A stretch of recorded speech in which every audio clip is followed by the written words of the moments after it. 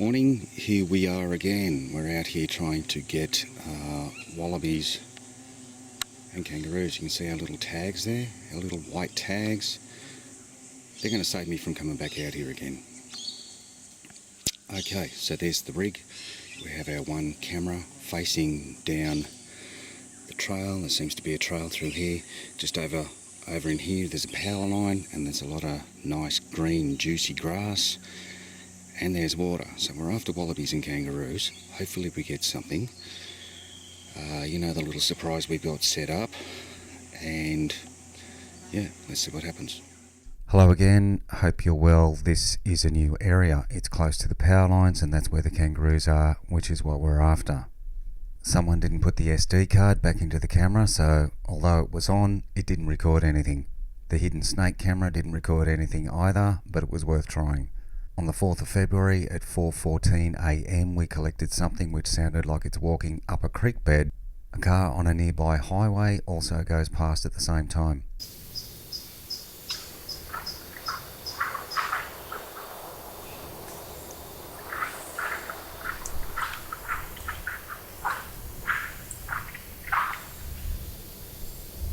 If that's them, and according to the step length chart, the subject should be 5 foot 11 inches tall. There's no impacts to measure, it's just rocks banging together, so there's no chart. I had no idea there was a creek bed there, but the calculations are pointing in the right direction. This is the new mapping chart, and you can see some rings. Each ring represents 10 metres. The very outside of the rings is 40 metres. This will give us a more accurate scale to what's happening. I should have probably gone down to the creek bed and looked for prints and a trackway, but I didn't want to give the game away, and getting the comparison audio was the priority. On the 5th of January we had 2 subjects come in for a look at the gear, and the activity lasted for a period of 42 minutes. I've calculated the start and finish of each set of footsteps and positions, and here's what was mapped.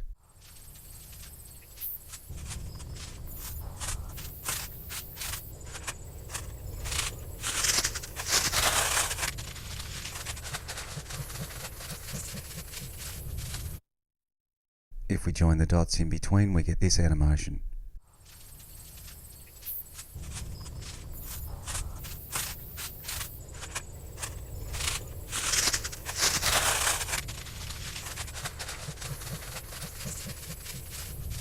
The only distinct footsteps were at the start and end of the activity, and there was nothing impressive about them, but here they are.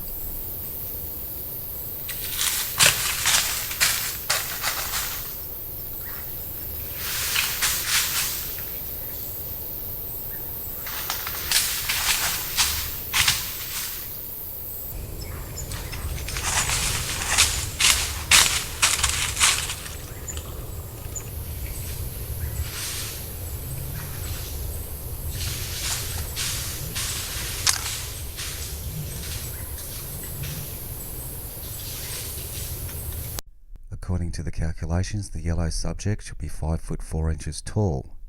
The green subject should be 5 foot 11 inches tall. This is the same height of the subject that was walking up the creek. Now some of you might be saying, hang on, the chart for the subject in the creek says its step length is 568 milliseconds, but the green subject the following night is 573 milliseconds. Well, that's right. The difference between the two measurements is 16 millimeters in height. We're talking about 5/100ths of a second difference in step length. I did check it and both still add up to be 5 foot 11 inches, just. The green subject has impacts with what you'd expect to be someone around 5 foot 4, slightly lighter than mine. The yellow subject has one bunch of footsteps that are comparable to what you'd expect from someone 5 foot 11, and a set of impacts that are noticeably lighter than what you'd expect. The impacts at 22 metres might be muffled by acoustic shadows, forest debris or bushes, but whatever the cause, that's the measurement. Towards the end of this activity we collected the same intelligent tones that we collect in other places, while the subject moves off to the north and sounds irritated.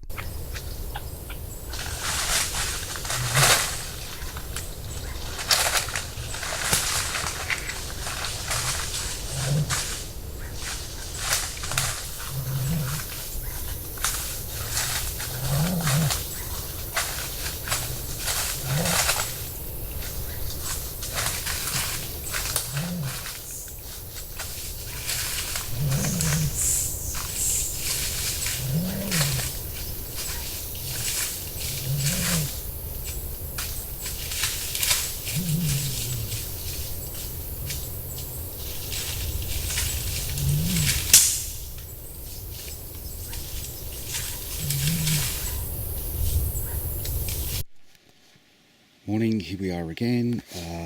We're in the same place, but we're up the hill a bit, so where we were last time was sort of down that way, maybe 30 metres or so. But we're after wallabies and kangaroos. Without them, we can't measure footsteps, so that's what we're mainly up to. You can see the little tags I've put along there. That's going to save me from coming back because I already have the measurements. We've got tags running down that way, tags running up that way as well. And we have tags running up that way, so hopefully we'll get something.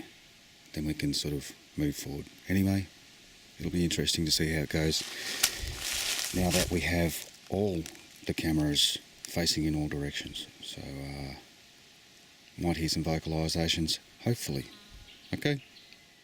It's been a hypothesis of mine for a long time that currawongs, rosella parrots and possibly other birds are linked to these creatures.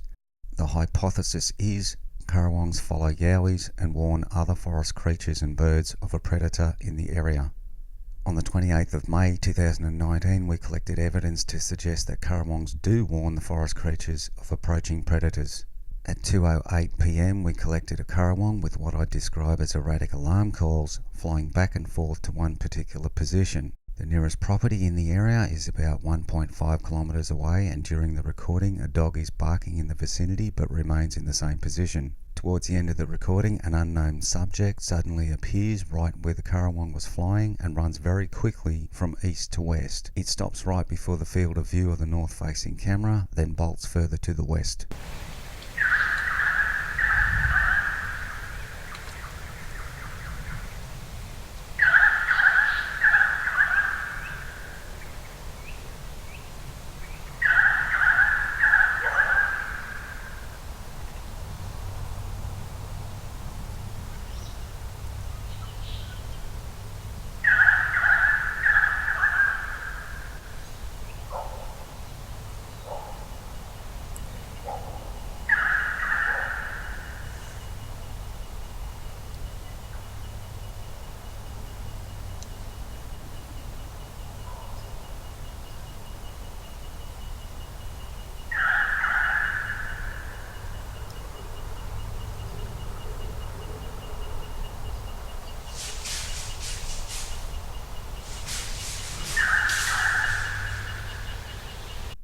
The subject never comes much closer than 40 metres and has a lighter impact than myself. The interesting part is the huff it makes when it's on its second dash. I tried to enhance it, but it doesn't want to do it. On the 30th of May at 2 a.m, we collected a wallaby that moves from southwest to the northeast past the gear. While this is happening, other multiple subjects are recorded on audio. The subjects appear then reappear in other areas, which makes them impossible to track, but at one point 3 separate subjects are identified and all move to the same position.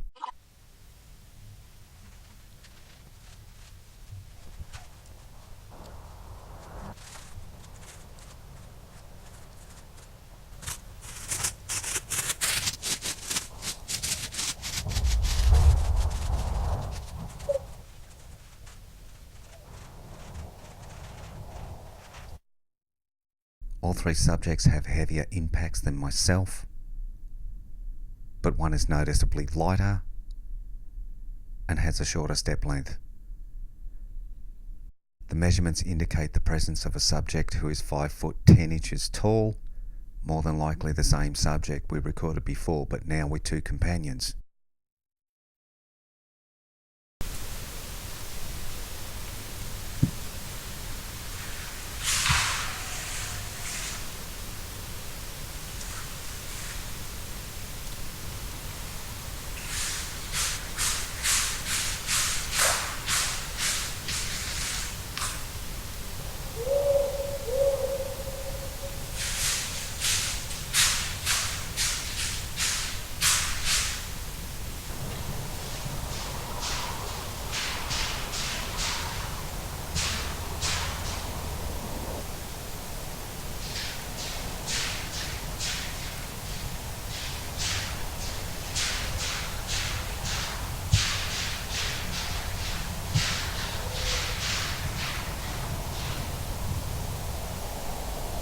Now this could all be just a coincidence and there may be a plausible explanation, but if that's them, and considering we've recorded what appears to be the same subject now on 3 separate occasions, I'm wondering if the wallaby was deliberately pushed towards the gear while the subjects watched the cameras light up.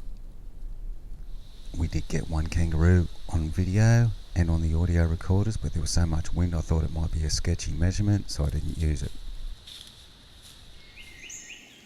Morning, what's the time? It's 7:02 a.m.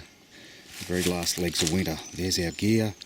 You can see our little markers up there. Looks like a good trail through here for kangaroos and wallabies. That's what we're after. But just over in behind the camera, I'm not going to put too much attention on, is the creek that we heard that what appeared to be something walking up the creek. That's the creek. So we're in a slightly new spot. We've got our little tags all around, and up there on the stump is a video camera facing the creek. Let's see what happens. Lots and lots of footsteps here, but only 2 pieces stood out. The CCTV camera didn't catch anything, but it was worth trying. 30 minutes after I leave, we had something run within 5 metres of the gear, but none of the cameras activated. There is also something small which seems to be following or dragging behind the subject. Also listen for the small bird which changes its call while the subject runs past.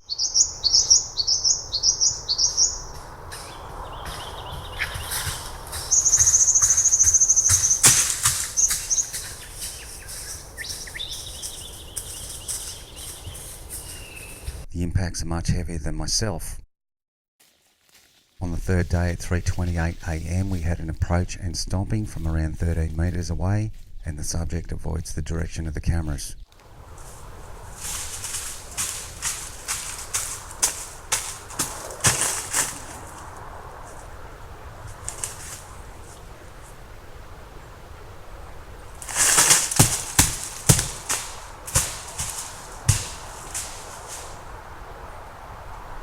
Again, the impacts are much heavier than myself. Thankfully, we did get 2 kangaroos jumping on audio and video and added them to the chart, but there was no other activity worth mentioning. Because I was having difficulty collecting wallabies and kangaroos, I had to manually sneak up on the wallabies and kangaroos with one of my audio recorders, take note of one of the hops, then measure a distance with a laser measurer so I could then add them to the chart. The new chart has enough information to proceed, and now the boring details are out of the road, we can have a bit of fun. I can now see that I won't be fully leaving this hobby, but it'll be more like semi-retirement. So thanks for watching, and we'll catch up in the near future.